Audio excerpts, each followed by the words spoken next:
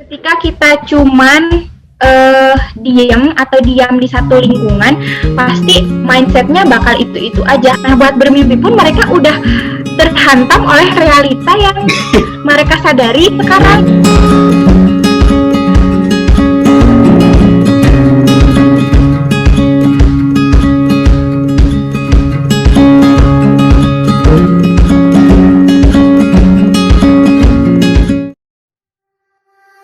Halo semuanya. Perkenalin, aku Harti Saini Awara Filjana. Kalian bisa panggil aku Harti. Aku baru lulus alhamdulillah dari UIN Sunan Gunung Jati Bandung, jurusan sastra Inggris. Rumah aku sebenarnya di daerah Pamengpeuk Kabupaten Bandung ya, bukan Pamengpeuk Garut. Ingat, Pamengpeuk itu ada dua di Jawa Barat, satu Pamengpeuk Garut, satu Pamengpeuk Kabupaten Bandung. Cuman sekarang karena kegiatannya lagi fokus di Yayasan Odesa Indonesia, jadi sekarang tuh dari Selasa sampai hari Minggu ada di sini. Odesa Indonesia itu di Desa Cikadut, Kecamatan Ciminyan. Nah, hari Senin doang pulang ke rumah. Dan kegiatan sekarang, kegiatan sehari-hari aku berkegiatan sosial di Odesa Indonesia, ngurusin hal-hal yang harus diurusin seperti ngurusin literasi di sini, kemudian jadi relawan literasi juga, kadang-kadang ngedata buat bakti sosial dan preparing buat kegiatan-kegiatan lainnya yang bakal diadain di Odesa. Terus paling kita selalu ada diskusi, ketua yayasan sendiri ngebekalin ke kita atau ngasih harapan ke kita buat sebisa mungkin setiap hari itu belajar gitu. Dan belajar pun kan enggak selalu harus di kelas ya, informal pun bisa gitu. Nah, kita belajar di sini tuh dengan cara diskusi. Misalnya kita punya satu topik, kalau enggak ada satu topik di koran, ada yang menarik gitu ya, satu topik di koran yang menarik, nah kita bahas bareng-bareng kayak gitu. Itu sih kegiatan sehari-hari. Kalau pulang ke rumah hari Senin pun ngajar di rumah, ngajar private gitu. Itu sih kegiatannya, jadi dari Senin sampai Minggu ada kegiatan lah kayak gitu, nggak kosong banget. Wah, full berarti ya. Boleh. Bener. Full week. Bener nih. Ini apa maksudnya? Produktif lah istilahnya gitu ya. Waktu yang Insya Allah. Iya, harus produktif, harus. Oke. Nah, aku pengen tahu sih, kalau Odesa itu kan ini di tulisan di belakang Harti nih, Odesa Indonesia. Nah, ya. Berarti Odesa ini udah tersebar di seluruh penjuru Indonesia atau gimana? Jadi Yayasan Odesa Indonesia itu emang awalnya pusatnya ya di Kabupaten Bandung, Kecamatan Cimenyan. Cuman untuk sekarang ini kita ada basis cabang Odesa Indonesia di Temanggung sama Garut kayak gitu. Cuman kayak teman-teman atau relasi-relasi pengurus-pengurus Odesa itu banyak lah ya di seluruh Indonesia. Cuman kalau buat cabang resminya cuman baru ada di Temanggung sama di Garut gitu. Iya. Nah, kalau misalnya teman-teman mau misalnya mau mendirikan Odesa lain gitu ya di tempat-tempat teman-teman, bisa, boleh banget main aja dulu ke sini, nanti ngobrol-ngobrol. Karena dulu juga yang Odesa Garut itu dulunya mereka anak-anak Karang Taruna, terus penasaran dengan penanaman kelor di kita, tanaman kelor. Nah, mereka itu dari Garut langsung datang ke sini, ke Cikadut, ke Cimenyan, ngobrol-ngobrol, terus emang pengen ikutan membudidayakan kelor gitu ya. Dan ikut juga ngadain pembelajaran anak-anak setiap weekend. Nah, dari situ karena mereka juga serius, dan sampai sekarang deh ada Odesa Garut.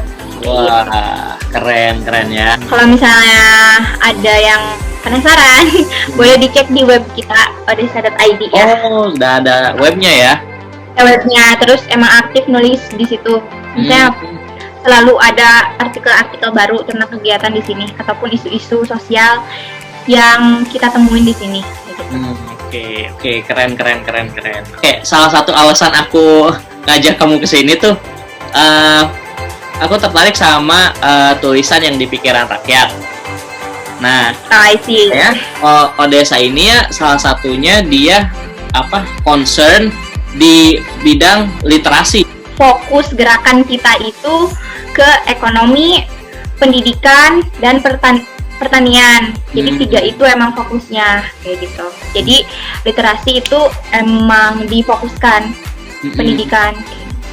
Mau tahu nih gimana sih sebenarnya kondisi di sana? Katanya memang kondisi di Cimenyan itu masih ini banget gitu ya, masih terbelakang banget gitu. Sementara kan aku taunya Cimenyan itu deket banget loh sama kota Bandung gitu. Nah, sebenarnya kondisi yang Harti lihat di sana tuh gimana sih yang sebenarnya? Kabupaten Bandung. Terus sedangkan pusat Kabupaten Bandung itu ada di Soreang, dan Soreang itu ada di, nanti dilihat peta ya. Soreang itu ada di ujung sebelah sana, dan Cimenyan itu ada di ujung sebelah sini gitu. Jadi si ibu kota kabupatennya itu sama kecamatan Cimenyan jauh banget gitu. Jadi Cimenyan itu ada di ujung. Nah, kan Cimenyan itu masuknya dataran tinggi ya, makanya masuk Kabupaten Bandung. Karena dia ada di daerah dataran tinggi, karena kota itu notabene-nya ada di daerah-daerah rendah, nggak daerah pegunungan gitu. Karena Cimenyan itu luas, jadi sepanjang sisi gunung itu ya, kan tahu Caringin Tilu. Kalau misalnya anak-anak muda yang suka nongkrong ke alam-alam pasti tahu Caringin Tilu. Terus Puncak Bintang itu kan masuk Cimenyan juga. Iya. Nah, Cimenyan itu sampai ke pinggir sebelah sini gitu, sampai ke Sukamiskin, ke atasnya banget itu masih Cimenyan. Saking luasnya gitu ya. Jadi di pinggir-pinggir itu Cimenyan. Emang sih nggak semua desa di Cimenyan atau nggak semua kampung di Cimenyan terbelakang, cuman ya ada beberapa kampung yang jaraknya itu atau aksesnya itu susah banget. Masih ada tanah merahnya, masih ada aspal, tapi aspalnya itu yang udah bolong-bolong. Tapi bolongnya itu yang tidak bisa tertolerir gini ya, yang bolong banget. Bahaya lah istilahnya ya, udah bahaya lah. Ya bener. Pokoknya yang aspalnya itu tinggal nyisa batu, batu yang gede-gede kayak gitu. Terus pasti kalau hujan aliran air tuh pasti ke jalan ya. Dan kalau air kan pasti ngerusak jalan tuh, makanya bolong-bolong. Bolong-bolongnya itu gede lagi. Terus kan belum ada lagi perbaikannya setelah sekian tahun mungkin, jadi ya semakin jelek jalannya. Terus kalau misalnya tentang fasilitas-fasilitas umumnya kayak sekolah sama. Kalau sekolah SD mah pasti setiap desa ada ya. Kalau sekolah SD ya cuman jaraknya gitu beberapa kilometer. Nah yang susah banget itu sekolah SMP sama SMA, itu yang bener-bener jarang banget ditemuin. Terus fasilitas lainnya kayak akses air bersih di sini tuh daerah pegunungan. Kebanyakan orang berpikirnya daerah pegunungan itu pasti airnya banyak, iya nggak? Iya. Ternyata ya nggak semuanya kayak gitu. Nah waktu itu kita lagi proyekan sama Miss Indonesia 2018 Alia. Kalian bisa lihat videonya di YouTube. Beauty with Purpose-nya Alia Nur Sabrina, Miss Indonesia 2018. Itu kita ngebangun MCK biar warga di situ bisa mengakses air bersih lebih gampang lah ya. Kayak gitu. Saking susahnya gitu harus ngantri dari subuh banget. Cuman buat air kayak gitu tuh. Nah dari situ kita itu harus benar-benar sadar buat hemat air, karena mentang-mentang di kita tuh banyak airnya ya, terus bersih-bersih, terus dengan seenaknya kita menghambur-hamburkan air itu gitu. Masih banyak loh orang-orang yang butuh air bersih gitu, buat kakus ya, buat makan, buat mencuci gitu ya. Nah kita yang punya akses ke air bersih yang lebih banyak, jangan sampai menyia-nyiakan hal-hal yang kita punya gitu. Kayak gitu. Kemudian soal ya pendidikan ya, kita ngomongin tentang pendidikan karena aku kan di Odessa fokusnya ke literasi dari dulu ya, dari 2017 itu ke literasi.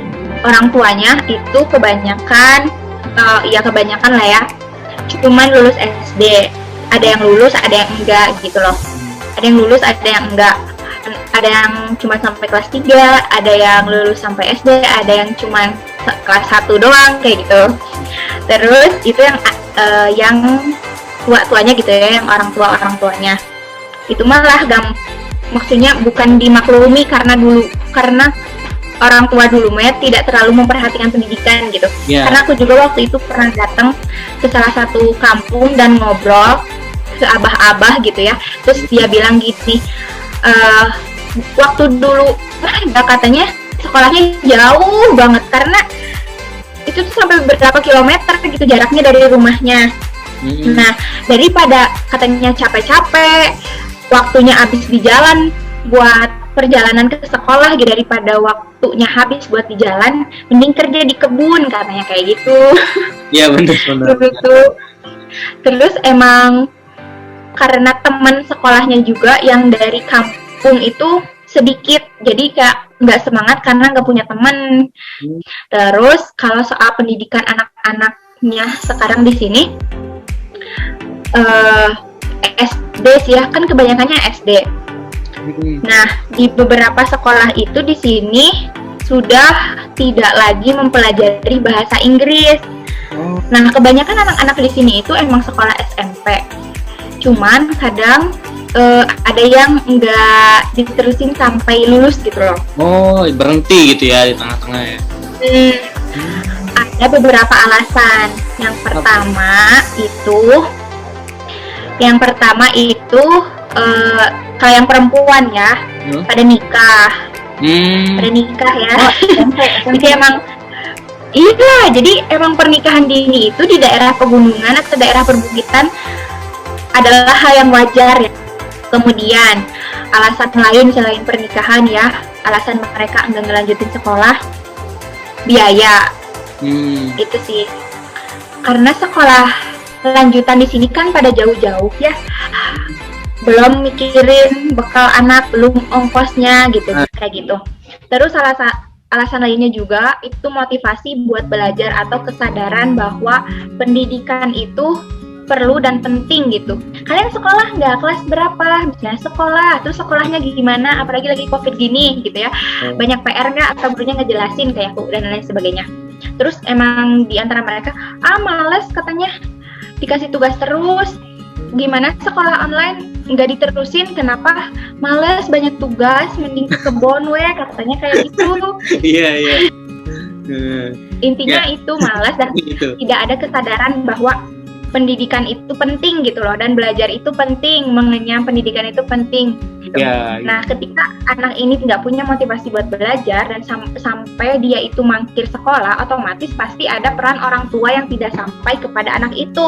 Yang salah satunya tidak bisa mendorong anaknya buat sekolah terus kayak gitu loh. Banyak banget orang tua yang pas kita nyamper itu, aku nyamper sama anak-anak yang lain, mereka itu nggak mendorong anaknya buat ayo ikutan, ayo belajar itu sama teteh, sama teman-teman yang lain. Enggak gitu. Kalau misalnya anaknya nggak mau, ya udah diem aja. Miris banget, anak baru usia SMP kelas 7, kelas 8, kelas 9 udah nggak ada semangat lagi buat belajar gitu. Yang mereka pikirin emang udah malas, terus emang mending ke kebun, mending cari kerja gitu lah ya. Apalagi yang paling miris itu ketika alasannya mending nikah. Aduh ya ampun kayak gitu. Iya. Nah, mereka itu tidak tahu atau belum tahu ya bagaimana serunya, bagaimana berharganya, dan bagaimana banyaknya hal-hal yang bisa mereka dapatkan ketika mereka bisa menyelesaikan pendidikan dan mereka bisa keluar gitu dari daerah kampung mereka. Karena gini Zaldi dan teman-teman harus tahu atau bahkan udah tahu ya, ketika kita stuck di satu lingkungan, pasti kita itu bakal susah berkembang. Karena ketika kita cuman diam di satu lingkungan, pasti mindsetnya bakal itu aja, karena kita cuman ketemu orang yang itu aja. Kita hanya akan menghadapi keadaan yang itu aja ya, karena kita semasa hidup kita cuma diem di satu lingkungan itu. Coba bayangin kalau misalnya kita misalnya ya punya kegiatan di lingkungan yang lain gitu. Kalau nggak mengenyam pendidikan di lingkungan yang lain, pasti bakal banyak hal-hal baru yang kita dapetin, dan hal-hal baru itu bisa mengubah atau mengembangkan mindset kita terhadap orang-orang atau terhadap lingkungan atau terhadap dunia. Kalau misalnya kita mau nyebur ke lingkungan baru, bukan berarti kita juga harus melupakan lingkungan lama. Tetap kita itu pasti nanti kan kembali ke lingkungan lama, cuman kita itu mencari pengalaman-pengalaman lain di lingkungan baru, biar hal-hal baru itu bisa kita bawa ke lingkungan lama kita. Jadi anak-anak itu kurang imajinasi, Jaldi. Iya. Kurang imajinasinya. Nah, kenapa sih imajinasinya itu bisa kurang ya? Karena mereka tidak ada tools atau perangkat buat mereka itu bisa dapat imajinasinya. Salah satunya misalnya buku, kemudian tontonan-tontonan yang mengedukasi atau tontonan-tontonan yang menginspiratif kayak gitu. Kan kalau misalnya anak-anak kampung lah ya, pasti hiburannya dari TV, sedangkan TV itu banyaknya sinetron. Paling-paling kan ya serial TV atau program-program TV yang mencirikan atau ngasih value kepada anak-anak tuh paling beberapa ya, nggak banyak. Kebanyakannya kan sinetron. Kan kebanyakannya juga sekarang udah ditimpa teknologi secara tiba-tiba gitu. Jadi benar. Punya HP pasti nontonnya itu YouTube, dan nontonnya itu YouTube tuh ya yang macam-macam lah, bukan yang edukasi. Terus paling main game, terus ngelihat video TikTok kayak gitulah. Miss, aku kan dipanggilnya Miss ya. Iya. Harti. Miss, cita-cita apa? Katanya gitu. Oh, cita-citanya nggak tahu. Kata cita-cita aja. Ya nggak tahu, dan kata cita-citanya pun nggak tahu apa maknanya. Terus emang ada beberapa anak yang bilang, aku cita-citanya mau jadi supir truk, katanya kayak gitu. Karena apa? Jadi kan di sini itu ini ya tempat tambang batu template. Nah, jadi kan setiap hari itu banyak banget truk-truk yang lalu lalang. Ya. Nah, hal-hal yang sering anak-anak lihat itu yaitu apa yang mereka lihat, pasti mereka ya berpikirnya tentang apa yang mereka lihat aja kan. Kalau misalnya dia ngelihat astronot yang lagi seru-serunya latihan buat ekspedisi keluar angkasa gitu ya.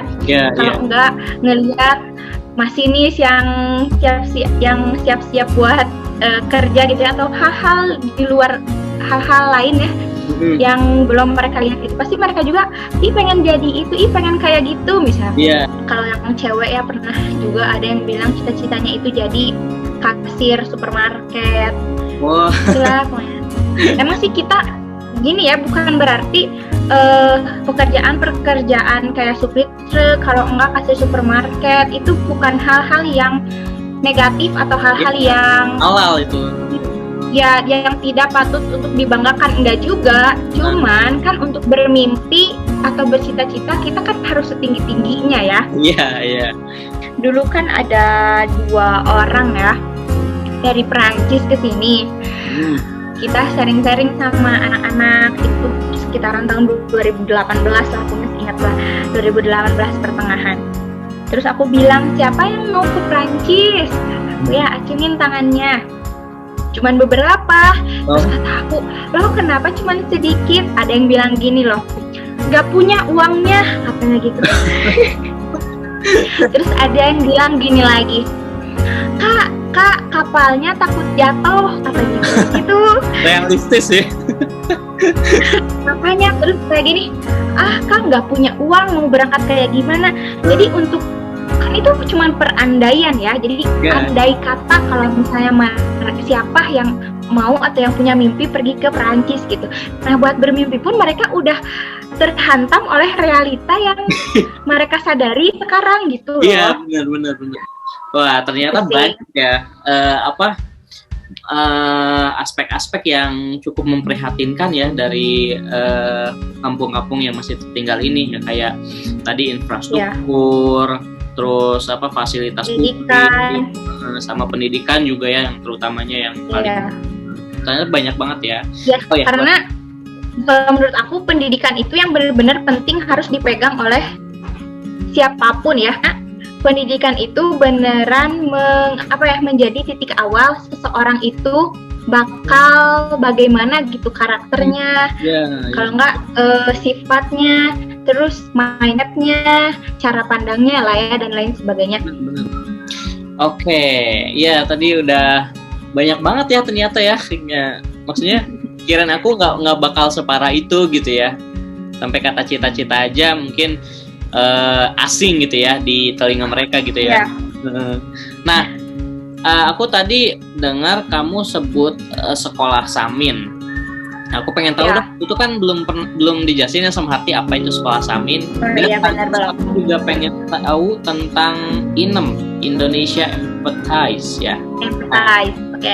Aku pengen tahu itu dua itu. Oke, sekolah Samin dulu ya, karena sekolah Samin yang paling duluan ada. Jadi kita itu punya pembelajaran setiap weekend, Sabtu atau Minggu, dan namanya itu sekolah Samin. Samin itu Samin itu singkatannya Sabtu Minggu. Kayak gitu. I see. Yeah. Nah, sekarang itu kita punya 11 cabang kampung sekolah Samin. Dan ada 13 fasilitator yang setiap minggunya aktif saling bergiliran memfasilitasi anak-anak untuk belajar di setiap kampung. Nah, kita nyebutnya fasilitator ya. Kehadiran anak-anak di setiap kampung itu fluktuatif ya, naik turun gitu.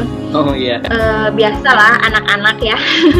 Kadang semangat, kadang enggak. Cuman rata-ratanya itu setiap kampung paling 10 ada lah. Jadi setiap kampung itu kan gini ya, setiap tempat pasti karakternya juga berbeda gitu ya.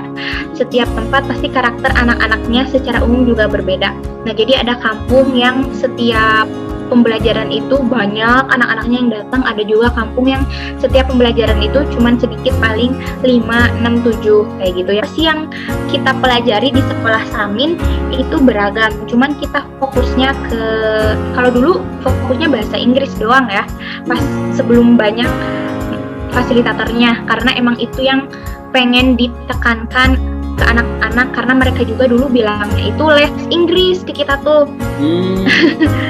Bilangnya hayo les Inggris katanya, karena mereka nggak belajar bahasa Inggris sekolahnya. Jadi dulu emang belajar bahasa Inggris karena mereka juga pengennya bahasa Inggris. Nah, sekarang fokus materinya itu 4, English, matematika, ekologi, sama sosial. Terus ya literasi itu mah wajib ya, karena dimasukin, karena kita itu pokoknya sebisa mungkin harus meluangkan waktu untuk membaca sebelum pembelajaran kayak gitu. Terus kan soal literasi juga bukan cuma soal membaca, tapi juga soal bagaimana anak-anak bisa memahami bacaannya dan juga mereka bisa menerapkan apa yang mereka baca ke kehidupan mereka gitu. Nah, itu sih. Terus hal-hal lain yang kita cek dari anak-anak itu soal kemampuan baca tulis calistung lah ya, baca tulis hitung. Ini yang dasar-dasar. Makanya sebelum kita misalnya nih kita baru buka basis baru, terus anak-anaknya udah ngumpul, hal pertama yang harus kita cek itu adalah kemampuan dasar mereka membaca, menulis, dan menghitung, karena 3 itu tuh dasar mereka buat bisa nerusin pembelajaran gitu loh. Karena kalau misalnya nggak bisa baca, ya udah sulit, mau belajar apapun juga bakal blank ya, bakal buta, karena yang nggak bisa baca berarti dia buta terhadap dunia. Dan saat kita mengecek anak-anak calistungnya atau kemahiran membaca mereka, menulis dan menghitungnya, ternyata nggak sedikit anak-anak yang udah bisa atau udah bener-bener mampu membaca dan menulis dan menghitungnya gitu loh. Bahkan anak-anak SD pun, anak-anak SD setara kelas 3, kelas 4, kelas 5 itu masih ada yang belum bisa baca. Bahkan ada anak SMP itu belum bisa baca. Nah, lalu pertanyaannya, kalau misalnya mereka itu tadi yang udah misalnya kelas 4, kelas 5 atau SMP mereka nggak bisa baca, pertanyaannya kenapa mereka bisa masuk kelas gitu loh. Terus gimana tuh? Menjadi pertanyaan. Nah, diusut, dicari informasinya ya, ternyata karena selain anak itu punya kelainan susah belajar dan susah ngerti ya, terus gurunya juga tidak mendampingi secara intens ya, karena mungkin dimaklumi lah ya, gurunya kan nggak cuma ngurusin anak satu gitu loh. Guru tuh kan pasti ngurusin anak sekelas, 2 kelas, 3 kelas gitu ya. Nah, terus juga orang tuanya tidak ada waktu buat ngajarin karena orang tuanya sibuk di ladang dan lain sebagainya. Terus orang tuanya juga menyerahkan sepenuhnya pendidikan anaknya kepada sekolah, sedangkan sekolah juga belum bisa memfasilitasi atau membimbing anak-anak khusus tersebut biar kemampuan membacanya itu meningkat gitu loh. Itu sih yang aku lihat dan aku telusuri ya, kebanyakan alasannya itu kayak gitu. Karena nggak cuma satu yang aku temuin anak SMP belum bisa baca, tapi udah 3 apa 2 ya gitu, ada gitu loh. Apalagi yang anak-anak ya padahal udah SMP kataku. Jadi kebanyakannya gini, mereka itu tahu abjad ya, tahu alfabet A B C D E F G. Cuman mereka itu nggak bisa membaca saat huruf-huruf itu disatuin menjadi satu kalimat kayak gitu. Jadi udah kayak bingung aja ketika B berhadapan dengan A, itu dibacanya apa, nggak tahu gitu loh. Berarti ada kemungkinan anak itu disleksia nggak sih? Iya, emang kebanyakan sih ya itu ya, yang SMP mah emang kayaknya diseleksia sih, soalnya emang. Terus ada beberapa juga yang bisa ngebedain suka kebalik P sama D sama B gitu loh, L sama R, yang pokoknya yang nulisnya tuh kebalik gitu loh. Itu sih udah diajarin juga beberapa kali, cuman ya karena ya motivasi juga kata aku dan lingkungan teman-temannya, jadi ya balik lagi dia nggak ngelanjutin belajar, cuman main kayak gitu ya. Iya, orang kalau nggak bisa baca ya mana bisa juga nulis gitu, karena kalau nulis juga dia itu melihat atau mengcopy apa yang guru tulis gitu, atau apa yang tertulis di buku kayak gitu. Jadi apa yang dia tulis itu dia nggak ngerti ya karena dia nggak bisa baca. Jadi apa yang dia tulis nggak ngerti gitu. Bahasa tuh simbol ya, jadi ya. Terus dan dunia ini itu dipenuhi dengan simbol-simbol. Kalau misalnya kita nggak bisa baca, ya kita buta terhadap dunia karena kita nggak bisa membaca simbol-simbol yang ada di dunia ini gitu loh. Oke, nah sekarang aku mau tahu tuh tentang gerakan yang Harti pelopori itu, yang namanya INEM, Indonesian Enterprise. Ini apa sih? Kita itu kan di Odesa itu ada beberapa gerakan ya. Ada gerakan tadi literasinya, sekolah Samin, terus ada gerakan tentang pertaniannya, Taoci, tanaman obat simennya, terus ada Odesa Institute itu tempat kita belajar diskusi bareng-bareng, terus ada INEM, Indonesia Empathize. Nah, Indonesia Empathize ini nggak khusus sih, tapi lebih berfokus kepada gerakan-gerakan keperempuanan gitu, jadi perempuan yang bergerak gitu. Perempuannya yang bergerak, perempuan yang turun tangan. Nah, kenapa kita kenapa kita mencetuskan INEM atau Indonesia Empathize? Itu karena kita sadar bahwa Indonesia itu perlu orang-orang yang punya empati lebih besar, atau butuh orang-orang yang punya empati tinggi. Tapi empati itu pun tidak hanya sekedar punya, tapi harus disalurkan sehingga empati mereka itu bisa membantu orang-orang yang membutuhkan lah ya, kayak gitu sih. Karena yang kita tahu ya,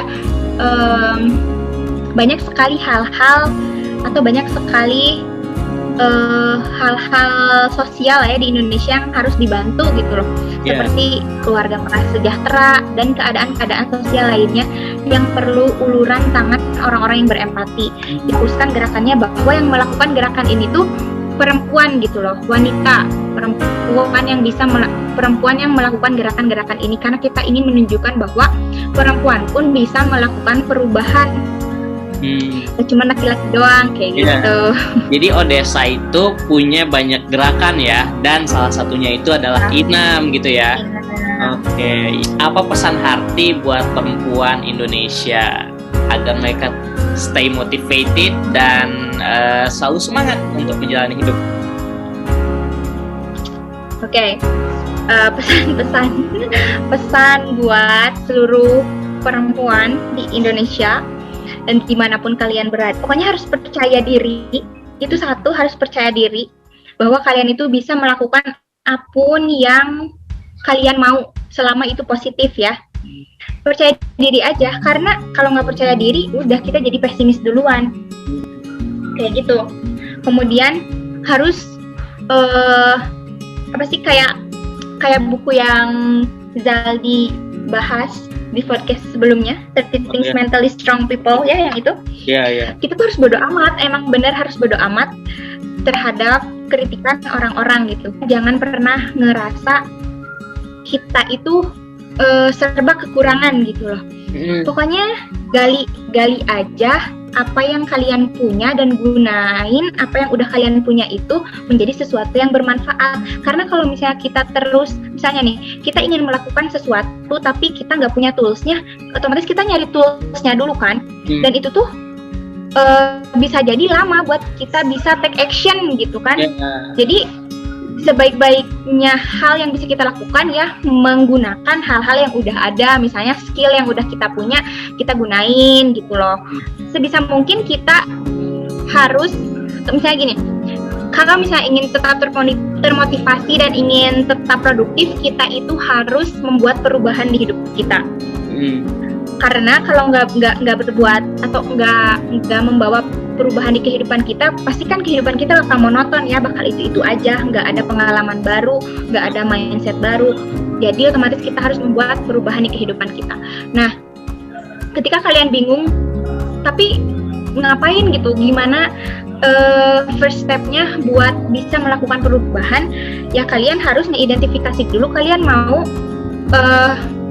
membawa perubahan yang seperti apa di kehidupan kalian. Misalnya kalian ingin membawa perubahan skillnya, misalnya jadi lebih banyak atau lebih advance gitu ya skillnya, ya analisis dulu. Terus kalian harus siapin apa aja yang harus kalian siapin buat kalian bisa mencapai perubahan itu kayak gitu. Terus yang paling penting masih percaya diri, jangan pesimis, terus jangan pernah membanding-bandingkan kita dengan orang lain. Aku waktu itu pernah kumpul sama orang-orang, sama anak-anak psikolog ya. Pokoknya kita itu hidup harus jauh dari 3 kanker. 3 cancer of life katanya ya. Pertama itu compare, yang kedua itu complain, yang ketiga itu comment. Compare, komplain, komen, membandingkan, mengeluh, dan mengkritik gitu loh. Nah, kenapa kita harus menjauhi ketiga kanker itu? Karena yang pertama, kita itu nggak perlu dan nggak harus membandingkan diri kita dengan orang lain, karena setiap orang itu pasti berbeda. Bahkan anak kembar pun itu pasti ada bedanya. Nggak ada yang sama di dunia ini, gitu loh. Dan pasti jalan kita di dunia atau jalan hidup kita masing-masing juga berbeda. Kita punya timingnya masing-masing ya. Orang-orang atau teman-teman lainnya juga pasti udah tahu bahwa setiap orang itu punya timingnya masing-masing. Nah, kita itu sedang berjalan menuju timing kita masing-masing, dan just enjoy the process gitu ya. Karena apa yang bikin mindset kita berkembang, apa yang bikin mindset kita menjadi growth mindset, bukan fixed mindset, itu adalah proses-proses yang kita lalui ketika kita melakukan perjalanan-perjalanan untuk mencapai goals kayak gitu. Kemudian yang kedua itu complain, mengeluh. Sebisa mungkin jauhkan hari-hari kita dengan keluhan gitu, dengan keluhan. Bahkan keluhan kecil seperti duh kayak gitulah ya. Hese, susah, aduh gimana ya, aduh kok gini. Sebisa mungkin harus menjauhi kata-kata komplain gitu loh ya, mengeluh nggak apa-apa kadang-kadang ya, karena wajar, namanya juga manusia, pasti ada lelahnya, ada sulitnya ya, nggak apa-apa, cuman jangan terlalu berkelanjutan. Dan yang ketiga itu komen, jangan sering kita mengkritik atau menjudge hal-hal yang tidak penting untuk dikritik gitu loh, seperti mengkritik kehidupan orang lain, itu kagak usah, kagak perlu. Hai teman-teman ya, apalagi teman-teman ladies, teman-teman perempuan, jauh-jauhin julid, karena ngapain kita julidin orang lain, ngapain kita menjudge atau mengkomen kehidupan orang lain selama hal itu tidak merugikan kita, selama hal yang dilakukan orang lain itu tidak merugikan kita, yang ngapain juga kita repot-repot membicarakan kehidupan orang lain, kecuali kalau misalnya kehidupan orang lain itu menginspirasi, baru boleh kita diskusikan kayak gitu. Satu juga yang mau disampaikan kepada perempuan-perempuan dimanapun kalian berada, jangan terlalu dalam insecurity kalian gitu, jangan terlalu larut dalam anxiety kalian gitu, karena balik lagi setiap orang itu berbeda, setiap orang itu punya value-nya masing-masing, dan kita itu yang nggak usah insecure, karena kalau misalnya kita mau belajar terus, kalau misalnya kita mau terus berjalan menuju ke arah positif ya, menuju ke arah kita ingin jadi lebih baik, tetap aja jalan, nggak usah insecure, nggak usah anxiety yang terlalu dalam. Misalnya kan banyak banget ya sekarang perempuan-perempuan yang ngelihat yang cantik dikit, insecure, ngelihat yang iya benar ngelihat yang putih dikit, insecure gitu. Nggak boleh, nggak usah kayak gitu. Pokoknya satu, we are beautiful with our own way gitu. Jadi kita itu cantik dengan cara kita masing-masing, kita itu berharga dengan cara kita masing-masing. Setiap orang itu, setiap perempuan itu punya nilainya masing-masing. Jangan lupa buat selalu seek for new insight. Pokoknya kita setiap hari harus bisa menemukan hal-hal baru, harus bisa menemukan hal-hal atau ilmu-ilmu baru, sekecil apapun itu. Tapi kalau misalnya kita melek, pasti hal kecil itu bisa dijadiin pelajaran buat diri kita. Kita melihat sesuatu dari satu sudut pandang saja, tidak akan kita itu ujungnya jadi bakal selfish. Tapi nggak kerasa nih, kita udah hampir mau 1 jam, udah 1 jam malah ya. Iya benar, udah 1 jam. Nggak kerasa banget ya kalau ngobrol kayak gini, karena memang seru, kita juga dapat info baru. Dan seperti kata Harti gitu ya, tadi pesannya Hati buat perempuan Indonesia itu ya, menghindari 3 cancer itu. Tapi sebenarnya pesan Harti ini nggak cuma berlaku buat perempuan sih, buat laki-laki juga ya. Buat laki-laki juga. Supaya jadi punya insight baru gitu ya tentang itu. Ya.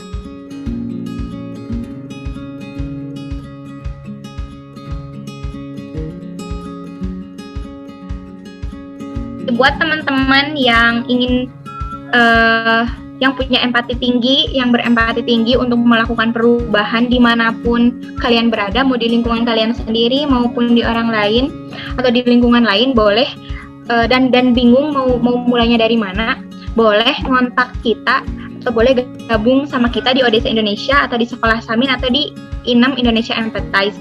Tinggal follow aja, terus kalau enggak di DM, tinggal DM, nanti kita kontakkan di situ. Kayak gitu. Terus sekarang juga kita masih aktif membuka rekrutmen relawan-relawan. Kalau teman-teman mau jadi relawan, boleh nanti tinggal DM. Nanti bakal dijelasin kok dan bakal dibimbing bagaimana aja gitu. Asalkan kalian punya niat yang baik dan tekad juga keseriusan, pasti kalian bisa dapetin value-nya kayak gitu. Oke Harti. Nah, tadi teman-teman ada pesan dari Harti ya, yang mau gabung dan memiliki empati tinggi tapi nggak tahu mulainya dari mana, bisa dimulai dari Odesa Indonesia ya. Nanti kontaknya saya sertakan ya di deskripsi. Jangan lupa semangat terus baca buku. Oh iya, jangan lupa ya, semangat untuk baca buku. Tuh pesan Harti ya. Itu pasti harus punya goals bulanan baca buku berapa. Nah itu betul. Oke Harti, makasih banyak udah sharing hari ini. Ini sangat Makasih juga sudah ngasih kesempatan buat sharing. Ya, ya karena kamu itu inspiring banget gitu kan, bisa apa ya, bisa dengan tulus gitulah mengabdi ke orang-orang yang memang membutuhkan. Oke, Harti, sekali lagi terima kasih. Saya ucapkan mohon maaf bila ada kekurangan. Ya, semoga kita bisa ngobrol-ngobrol kayak gini lagi lah ya. Iya. Ya, semoga. Kalau bisa mah face to face biar lebih afdol. Nah, itu. Semoga pandemi berakhir lah. Jadi aku bisa ke Bandung. Iya, benar.